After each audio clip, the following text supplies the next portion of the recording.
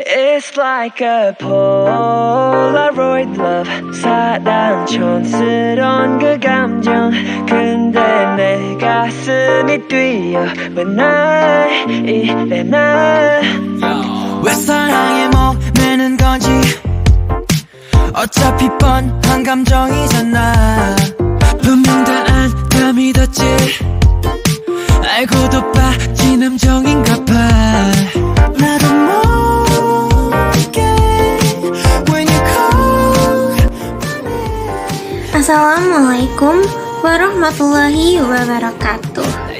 Shalom, Om Swastiastu, Namo Buddhaya. Salam sejahtera bagi kita semua. Sebelumnya, izinkan saya memperkenalkan diri terlebih dahulu. Nama saya Diana Dwi Puspita dengan akhiran NPM 055 dari Prodi Pendidikan Bahasa dan Sastra Indonesia, Universitas Singapura Bangsa, Karawang. Di sini saya akan menyampaikan sedikit pidato yang bertema dampak positif dan dampak negatif dari pembelajaran jarak jauh, yang dimana pidato ini untuk memenuhi salah satu tugas dari Ibu dosen UA Maspuro SPD MPD selaku dosen mata kuliah pembelajaran berbicara. Untuk videonya langsung saja ada di selanjutnya.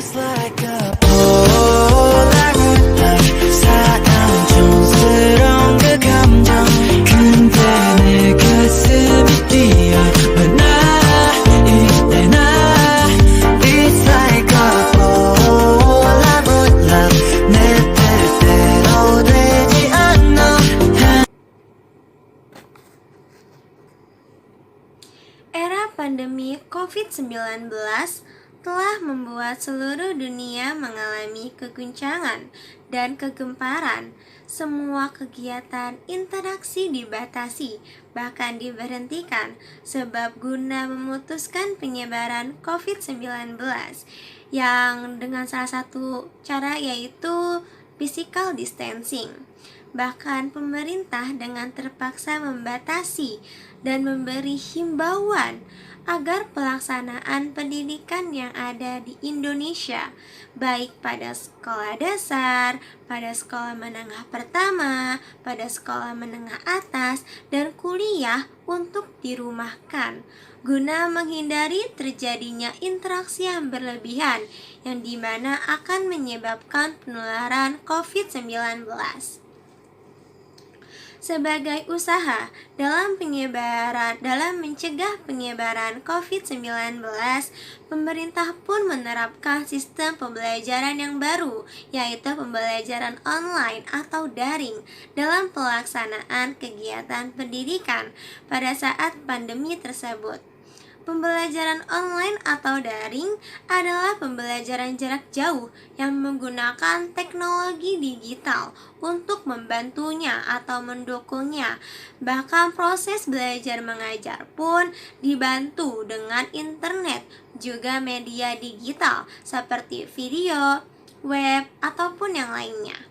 Nah, pembelajaran online atau daring itu membawa dampak yang positif bagi dunia pendidikan, seperti akan memudahkan peserta didik dalam menambah wawasannya atau pengetahuannya pada dunia luar.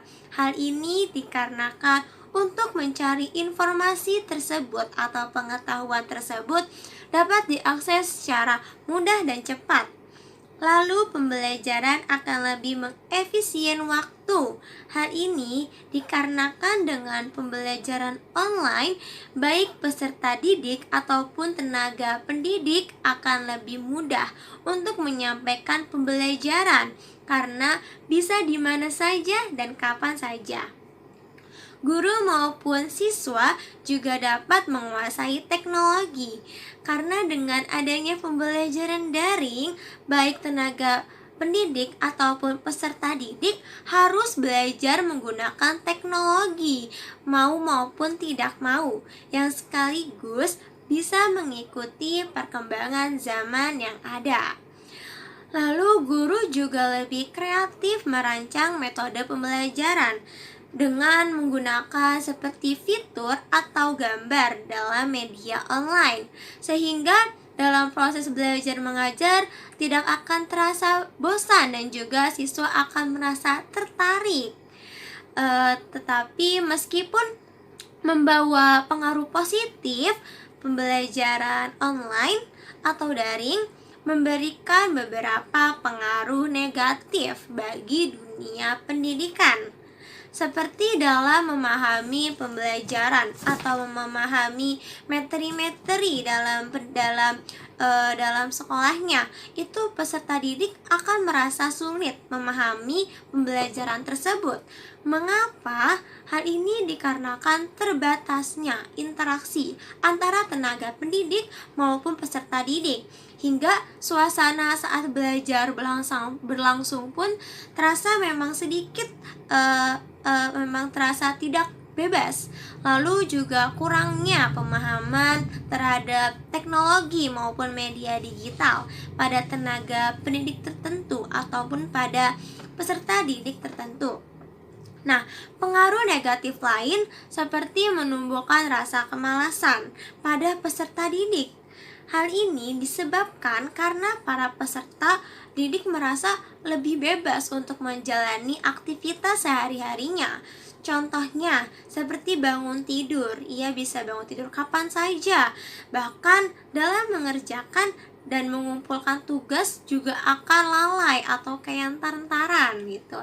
Contoh lain pengaruh negatifnya itu adalah keterbatasan siswa dalam memiliki teknologi yang bisa mendukungnya, layaknya seperti smartphone, dan keterbatasan jaringan internet yang sulit diakses sehingga sulit untuk mengikuti pembelajaran tersebut. Lalu pembelajaran daring ini, bila kita lihat ya, di luar sana itu masih banyak sekali orang-orang ataupun bahkan teman-teman kita yang tidak dapat melaksanakan pembelajaran daring ini karena terbatasnya mungkin smartphone ataupun sinyal yang ada. Lalu pembelajaran daring atau online ini sebenarnya membawa dampak positif atau negatif itu tergantung pada penggunaan digitalnya, tergantung pada penggunanya ya. Apabila sebagai pengguna media digital yang baik dan benar, pasti juga akan membawa pengaruh yang baik juga bagi pendidikan maupun kehidupan, dan begitu pun sebaliknya. Nah, tahun ini kita harus bersyukur banget. Kenapa? Karena sudah tahun ini itu sudah melakukan pembelajaran tatap muka ataupun disebut dengan luring.